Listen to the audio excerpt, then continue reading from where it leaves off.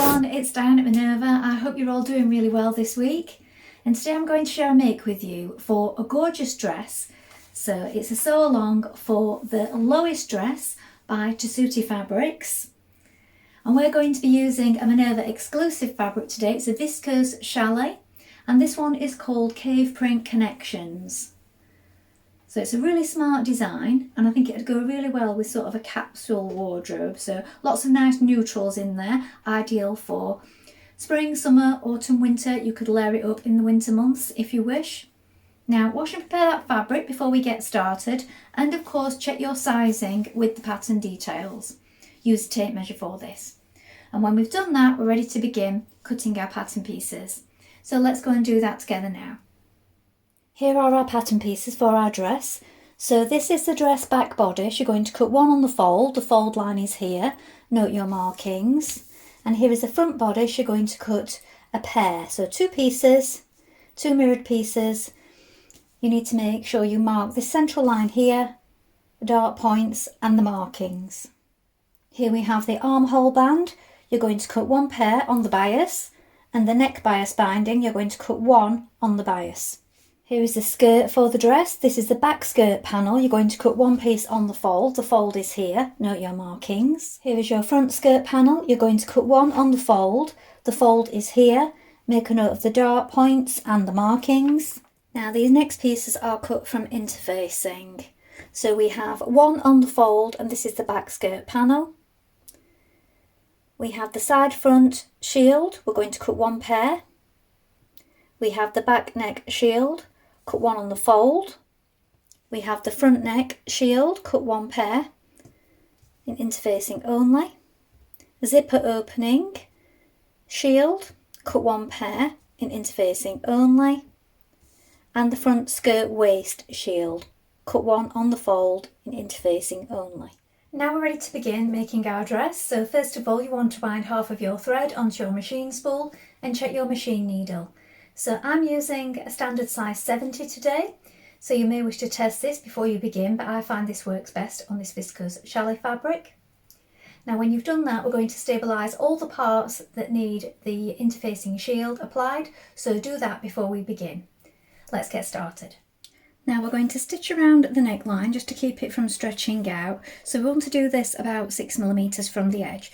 So the seam allowances on this are about ½ inch, so it says ½ inch unless otherwise stated, so ½ inch or roughly 1.2 centimetres.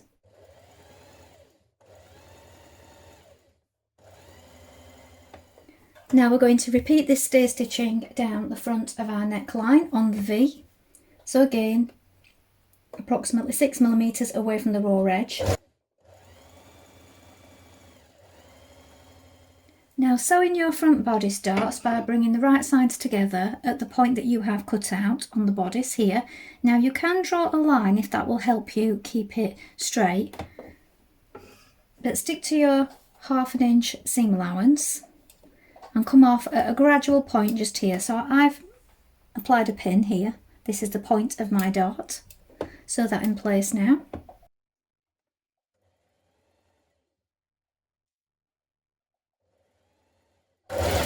Run off at the end and then knot your threads.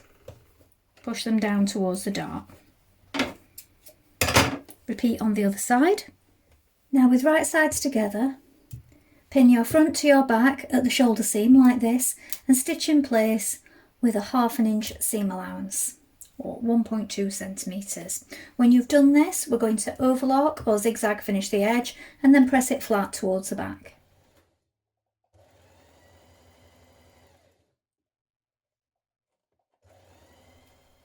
Now you're going to take your bias strip and we're going to pin it around the neckline. Now it is cut slightly longer than the neckline, so let a little bit overlap to begin. Then you're going to pull on it ever so slightly as you pin it with right sides facing all around the neckline. Then we're going to stitch this in place with a ½ inch seam allowance or roughly 6mm and stitch it in place. Don't cut any excess away until you've got it stitched in position.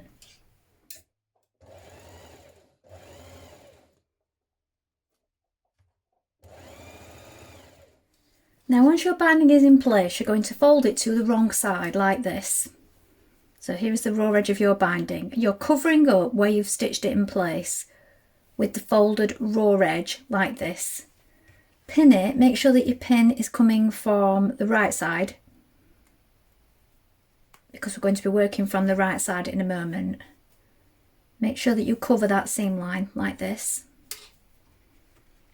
And then when you've done that all the way around, we're going to work from the right side and we're going to understitch here onto the binding.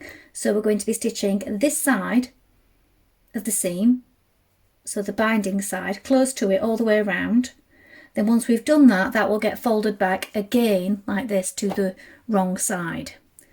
So we pin it, then we're going to understitch it, and then it's all going to get pressed back. So that is the reason why you can see this raw edge at the moment, because it's going to get enclosed in the next few steps. So we're understitching it now.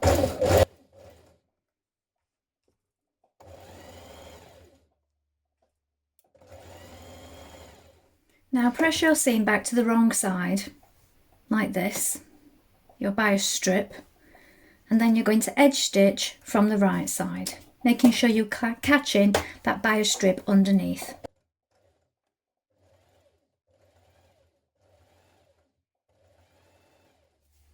Now pin the right hand seam of your bodice.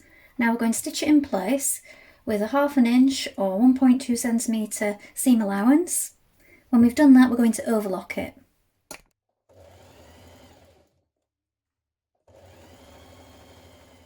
Now sew your right hand dart on your front skirt panel, so you may want to draw a line again.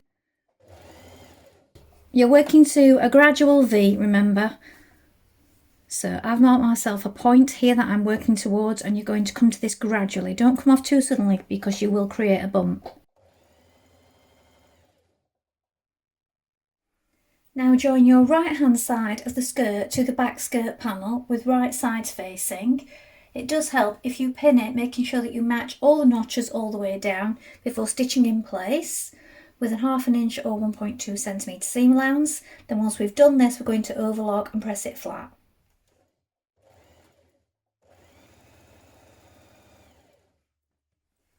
Now join the left skirt panel to the back. So we've joined the right side, now we're joining the left side. Bear in mind that that other dart is still left open. Now overlock the open dart edge like this. You're going to do it all in one movement, pivoting at the point here. So you'll need to open it up to do that. Overlock the front and back of the left bodice side seam. Now we're going to join our skirt to our bodice. So we're starting with the skirt panel and we have this point here. First of all, you want to place a pin at the point like this. So it's pointing upwards vertically like this. Then take your joined side. We're starting with the neckline. We're going to line that neckline up with the pin so it's straight like this. Pin it in place. And then you're going to pin the rest of your bodice to your skirt from here, making sure that you line up the seams at the side here and also the central back point, and work your way around. So pin it first of all. Now do bear in mind that when you get to the left side, you've still got this section open at the side here. So you'll need to rejoin from this side, look, and that'll still be left open because we're going to apply our zip. That needs to go in there. So finish pinning it the rest of the way. Now stitch that seam in place.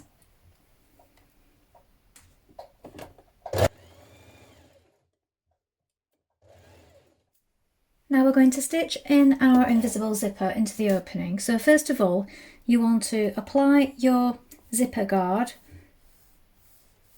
So your interfacing or your tearaway strip, whichever you're using, wants to be inserted here. This is just to stabilise it behind the zip.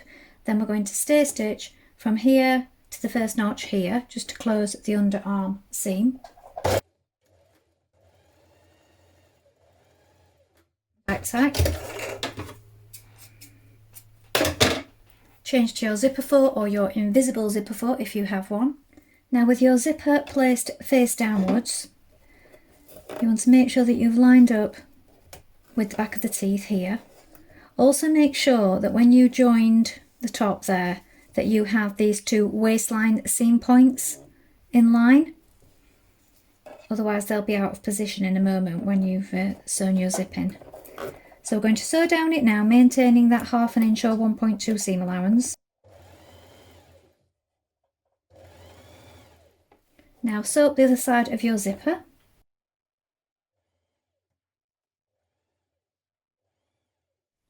Now once your zipper's in place, we're going to go to the bottom of the zipper, so I'm just using a normal zipper foot for this.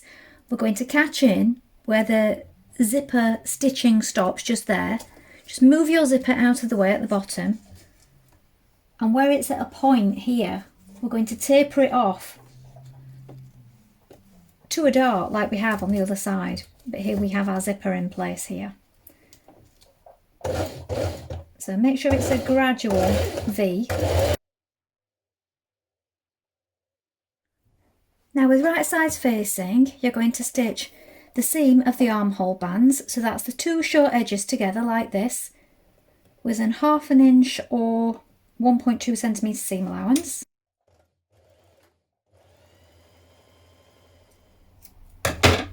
Press that seam open and flat. Now pin your band to your armhole with right sides facing. You'll notice all the way around you have these notches, look, these need to line up, and also your underarm seam here. Now stitch it in place. Now press back the seam allowance on the raw edge of your band and then turn it under like this. So I've pressed mine at this point just to keep it flat. And then once you've done that, pin it from the outside like this. And that's so that we can stitch. So we're going to stitch just inside that seam there, and that will catch it on the inside. We can take our pins out as we go. So I'm going to start from the underarm point.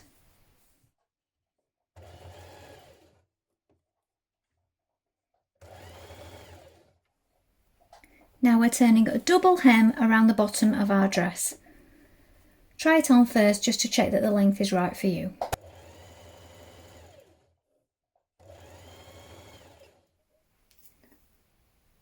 So here is the finished dress. Well, I hope you've enjoyed sewing along today. I think this is a really pretty dress and will be an excellent addition to your wardrobe. Remember to include any photographs with your comments, because we do love to see what you've been making. And of course you can take a look at the Minerva Craft Club to get 10% off all your orders for a whole year. I hope to be back soon with another sew along for you, but that's all from me for today. Thank you so much for watching. Bye for now.